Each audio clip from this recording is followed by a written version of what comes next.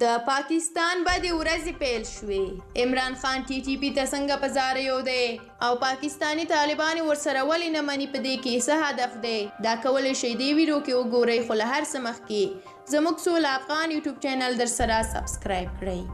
د TTP ویاندویانو د پاکستان د بهرنیو او کورنیو چارو وزیرانو د هغه خبرو په غبرګون کې چې ګنې که TTP زموږ سره سوله کوي، موږ ورته تیار یو ترڅو د دوی سره د سولې لارې انتخاب کړو او د دوی ټولو سرمشرانو او جنګیالیانو ته عمومي اعلان کړو. د TTP غټو مشرانو د پاکستان هیواد دغه غوښتنه په رسمي توګه رد کړه او د دغه څرګندونو په غبرګون کې وویل چې ګواکې تر هغې به خپل اسلامي مبارزې ته دوام ورکوو ترڅو په پاکستان کې د ګاونډي هیواد د افغانستان په شان یو اسلامي حکومت قایم نه وي. دوی خپلو ټولو جنګیالیو ته امر کړی دی ترڅو د پاکستاني پوځیانو او حکومت پر وړاندې خپله مبارزه جاري وساتي او پرې نږدي چې ترڅو د یاد حکومت او د دوی د ملاتړو د څرګندونو او تبلیغاتو ښکار شي. د یادولو وړ ده چې د پاکستان په حالاتو هغه وخت بدلون راغی کله چې اسلامي امارت د کابل سربیره پر ټول افغانستان واکمن شول.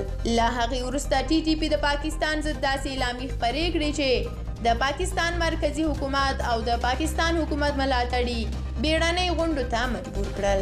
وروسته له هغې بیا د پاکستان ټول مرکزي او ایالتي پوځیانو او کپټانانو ته امر ورکړل شو ترڅو د حالاتو له خرابېدو سره جوخت تیار واوسي او هر څه ته فکر وکړي.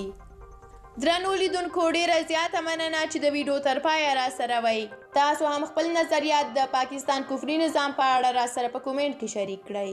تر بیا د خدای په امان.